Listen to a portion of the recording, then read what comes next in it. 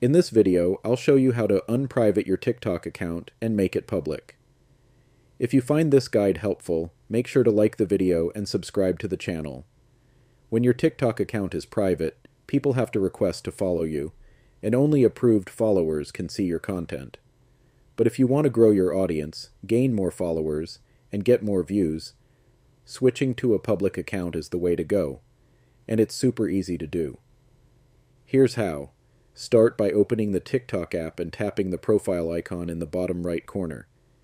Then tap the three lines in the top right corner to open the menu. From the menu that appears, select Settings and Privacy. Next, go to the Account section, then tap on Privacy. At the top of the privacy settings, you'll see the option for Private Account. You can tap on it to learn more about what it does, but to make your account public, simply toggle the switch off. And that's it. Your TikTok account is now public.